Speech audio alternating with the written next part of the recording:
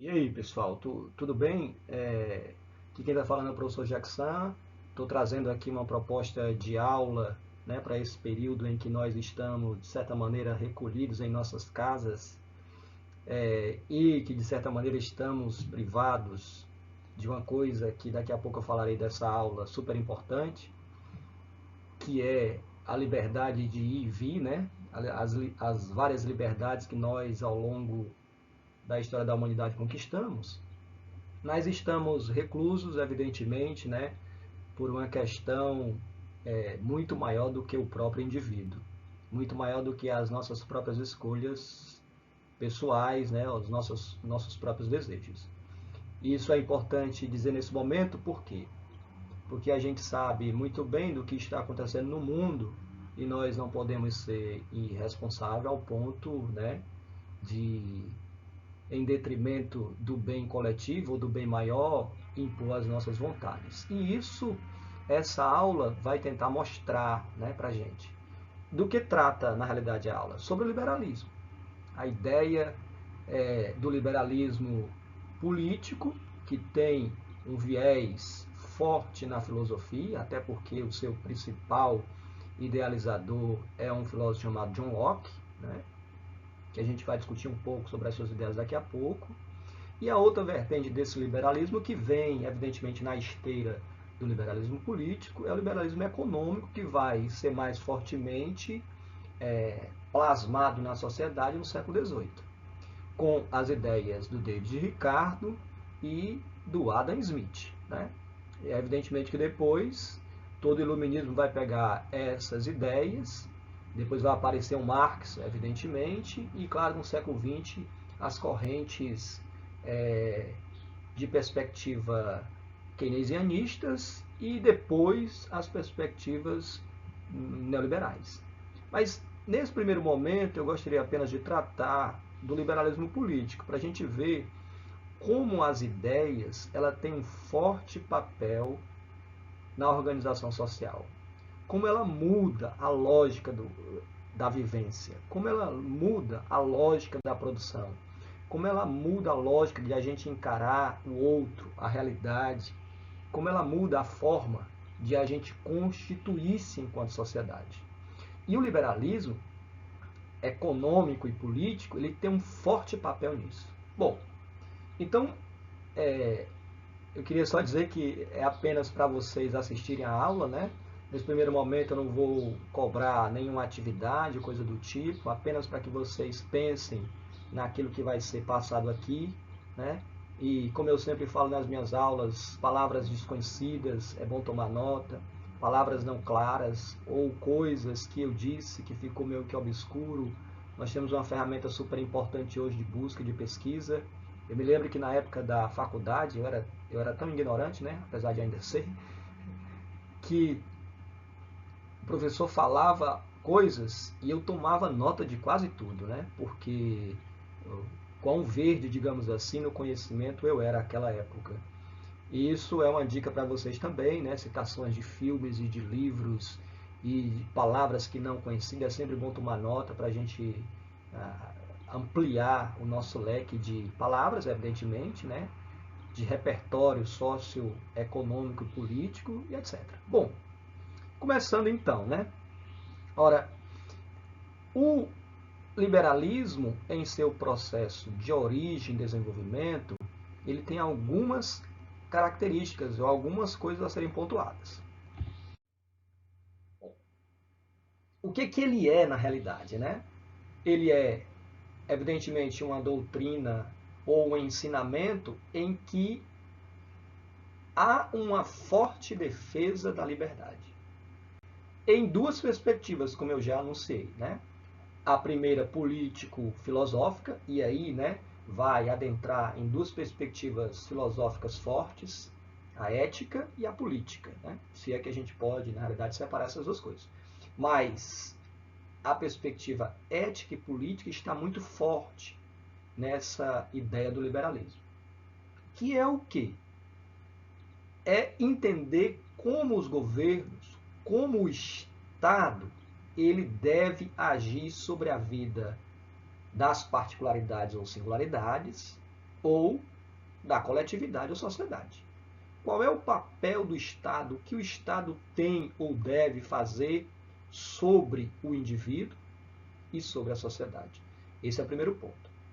E claro, né, por outro lado, você tem o liberalismo econômico, que será alvo da minha próxima aula, que eu vou tratar das 4 correntes econômicas que marca a história do pensamento humano, que marca a nossa história enquanto sociedade de produção, que é o mercantilismo, de um lado, que aparece na primeira fase do capitalismo, o liberalismo, propriamente econômico, né, que vai surgir fundamentalmente no iluminismo com as ideias de 3 grandes economistas ingleses, o Thomas Malthus, que a gente estuda muito na geografia, né, como o pai da demografia, o pai das teorias da população, inicialmente. Ele é super importante nesse processo, né, de entender a circulação da população, os limites da população, os limites da produção e etc. O David Ricardo e o Adam Smith. O Smith, evidentemente, o que nós conhecemos mais, principalmente nós do ensino médio, conhecemos muito mais o Ricardo, o Smith, melhor dizendo, do que qualquer outro. O Smith, evidentemente, né, com aquela famosa ideia da liberdade, as liberdades econômicas de produção, né, em que aquilo que nós conhecemos classicamente dele, da ideia da mão invisível. A gente vai tratar isso em outra oportunidade, mercantilismo, liberalismo econômico e, claro, as 2 correntes mais atuais que vão surgir no começo do século XX, que é o keynesianismo e o neoliberalismo, né? Então, eu deixaria esse liberalismo econômico com a próxima oportunidade e trataríamos hoje apenas do liberalismo político. Para vocês verem que, na realidade, apesar de a gente separar, essas 2 coisas estão completamente vinculadas. Por quê? Já já vocês vão perceber que o grande idealizador dessa corrente do liberalismo político é o John Locke, filósofo inglês do século XVII. Ora, o Locke vai dizer que há 3 coisas que nós não podemos abrir mão. Essas 3 coisas marcam a individualidade humana. E aí você já percebe como Locke vai centrar suas análises na ideia da individualidade, como ela é importante. A primeira coisa é que nós não podemos abdicar de nossa vida, ela é um bem inalienável. A gente não pode abdicar de nossa liberdade, é um bem que constitui o ser humano enquanto indivíduo. E a gente não pode abdicar ou renunciar às nossas propriedades. Ora, isso é um prato cheio, evidentemente, para que depois o Ricardo e o Smith façam suas teorias. Porque se a propriedade é um bem inalienável, como é que essa propriedade é conquistada? Ela é conquistada por uma coisa que vem da própria divindade, que é o direito natural à propriedade. Depois eu explico melhor isso para vocês. Ora, se a propriedade é um bem inalienável, como eu consigo ela? Eu consigo pelo trabalho. E se eu consigo pelo trabalho, evidentemente que o trabalho vai ser super importante. E evidentemente que o liberalismo econômico vai centrar suas forças na produtividade via trabalho. A riqueza vai vir pela produção mediante o trabalho.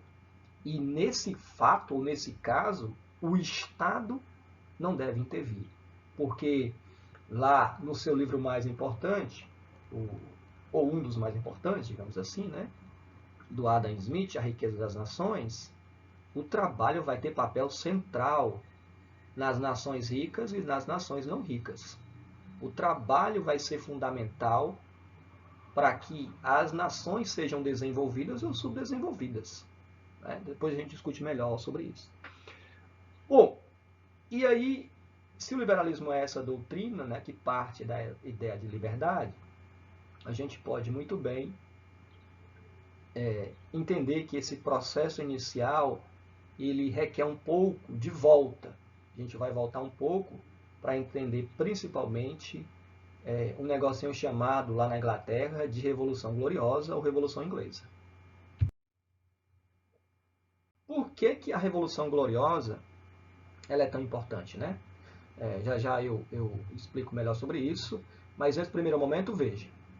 O antigo regime, que era as monarquias absolutistas, que tinha sob fundamento econômico o mercantilismo, estava muito ligado à intervenção do Estado em todas as áreas. Ora, era o monarca, era o absoluto, que tinha, claro, né, direito dado pela própria divindade de fazer o que quisesse fazer. Então, era o monarca que fazia as leis. Era o monarca, o rei, que executava as obras. Era o monarca que dizia quais eram o que era justiça, por exemplo. Né? Então, era o rei que fazia as leis, era o rei que governava e era o rei que era o supremo juiz. Ora, se o governo, se as diretrizes estão centradas em uma pessoa, significa dizer que todas essas coisas estão vindo centralizadas a partir de uma pessoa. E aí é justamente esse negócio que vai ter que cair por terra, para que as liberdades individuais, as liberdades de leis, as liberdades de execução de obras e de coisas aconteçam, as liberdades de produzir justiças e tudo mais. Essas monarquias absolutistas, evidentemente, só vão ruir com o iluminismo. Né? Mas a monarquia absolutista inglesa, em um certo período, vai ruir com a Revolução Gloriosa. E, só um instante, estou tentando passar aqui o slide.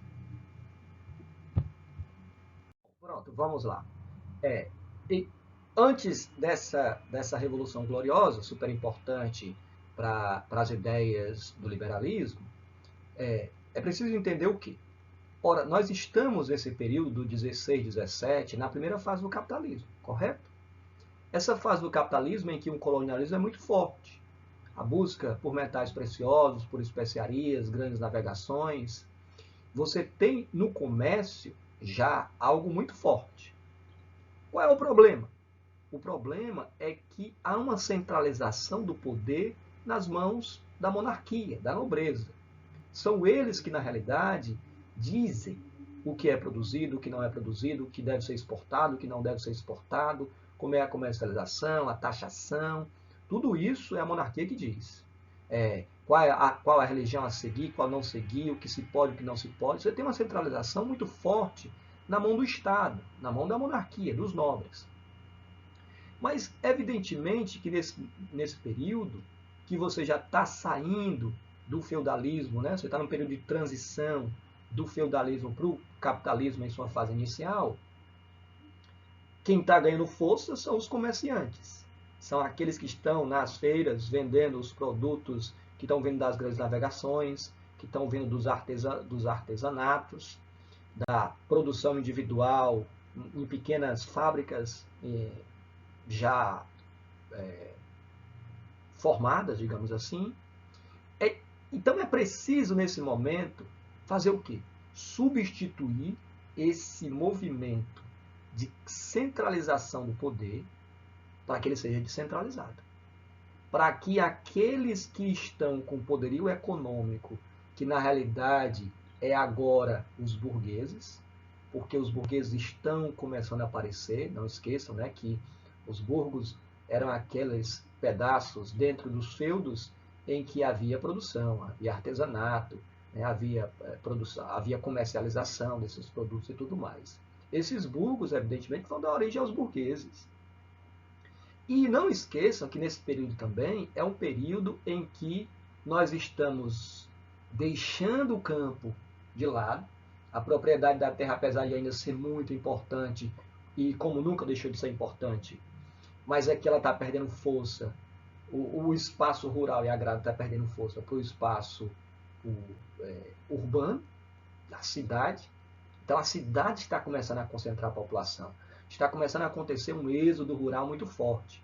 E aí, nesse período, as cidades europeias começam mais uma vez a ficarem mais avantajadas, maiores. E se isso é assim, o que é que vai predominar nas cidades? Não esqueçam, né, que os três setores da economia são setor primário, secundário e terciário. O setor primário vai concentrar as atividades agrárias e rurais, portanto, vinculadas ao campo. O setor secundário vai concentrar, né, as manufaturas e, evidentemente, a indústria. E o setor terciário vai concentrar o comércio e os serviços. E onde é que estão centralizados os comércios e os serviços? Não é no campo, não é na distância, não é no local longe. Eles são concentrados na cidade, no urbano. E as cidades crescendo, o comércio crescendo, compra e venda crescendo, artesanato e produção artesanal nos burgos crescendo. Isso vai fazer com que aconteça o que nós chamamos de crescimento econômico de um povo que não tinha hereditariedade, que não tinha nobreza, que não tinha importância sociológica ou social. No entanto, ora, o que está acontecendo? Os bolsos dos comerciantes, dos burgueses, estão enchendo-se. E o poderio econômico já está na mão dos burgueses, já está na mão desses comerciantes. Portanto, é preciso a substituição dessa monarquia absoluta, que coloca severo jugo sobre os burgueses. E essa hierarquia política e social que vem da classe dos nobres, do clero, e depois para chegar lá nos servos, ela tem que ser quebrada. Né? Por quê? Porque nessa fase feudal, você tem um pacto de submissão. Que submissão? A submissão dos servos sobre aqueles que são constituídos por Deus e pela igreja para serem os maiorais na sociedade, que é, evidentemente, as monarquias e a nobreza e a igreja, claro, né? Ora, então é preciso o quê para quebrar isso? É preciso uma teoria que quebre com essa ordem. Porque os burgueses já são aqueles que detêm o poder econômico. Mas eles não eram nobres e não eram da igreja. Eles só tinham dinheiro, mas faltava o que na sociedade? O prestígio, evidentemente. E esse prestígio é preciso ser conquistado. E ele é conquistado como? Com ideias. Preciso jogar no povo a ideia de que é preciso ter prestígio. Ora, esse poder econômico, né, conquistado pela essa burguesia que está ascendendo, os capitalistas iniciais, eles evidentemente não precisavam só de poderio econômico, eles já tinham. E esse poderio econômico se chocava com quem? Com a pressão forte dos monarcas, dos nobres e da igreja, que tinham um poder não apenas econômico, apesar de estarem perdendo, mas tinha um poderio social e cultural muito forte. Vindo de onde esse poderio todo? Era um fundamento natural, era de ordem divina, era hereditário, era de sangue, era outorgado, era fundamentado pela igreja e por Deus. Então veja, esse é o movimento. É preciso quebrar essa ordem, porque essa ordem impossibilita de forma legal, de forma cultural e social, que os burgueses tenham predomínio. Passando. E claro, né? Essa burguesia ascendente precisava de ideias em que forjassem uma reestruturação social e política, porque a reestruturação econômica já estava acontecendo. Eles já eram os que tinham o poderio econômico. Só para vocês verem o que é mais ou menos uma burguesia, né? Esse slide aqui. Vou passar porque vocês sabem o que isso significa. Bom.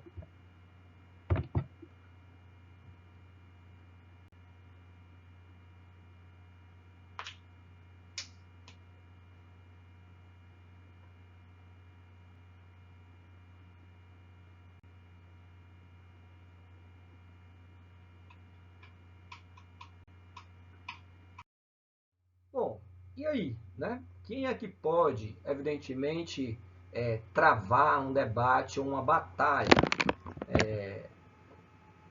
com esse poderio tão grande dos monarcas, da nobreza e do clero? Evidentemente que vai ser o liberalismo. Mas como? É preciso que eu estabeleça algumas ideias como ideias inalienáveis. que ideias e que são frutos de um direito de natureza, de um direito meu enquanto ser humano, quanto ser natural. Então, quais são esses direitos? O direito à vida, que não pode ser renunciado, ele é um direito de natureza, a liberdade, que é um direito de natureza, e a propriedade privada, que é fruto de quem? Do trabalho. Ora, essas três coisas vão ser fundamentais, por quê? Porque quem mandava nas vidas, de como as vidas deveriam ser, os castigos, as punições, se o cara tinha direito à vida ou se não, era a nobreza e a igreja. Quem era que mandava nas nossas liberdades de ir e vir, do que é acreditado, do que não é acreditado, que sistema político ingressar? Era os monarcas, era o absolutismo, era a nobreza e a igreja. E quem era que detinha o poderio das riquezas econômicas, de mandar o que produzir, o que não produzir, o que taxar, o que não taxar, o que exportar, o que não exportar? Era, mais uma vez, a nobreza e a igreja. Então a propriedade privada estava concentrada sobre esses dois poderes. E era preciso descentralizar isso. Né? Essa é uma coisa super importante para a gente entender como o movimento liberal vai desfazer, ou digamos assim, ou minimizar o poderio das monarquias absolutistas.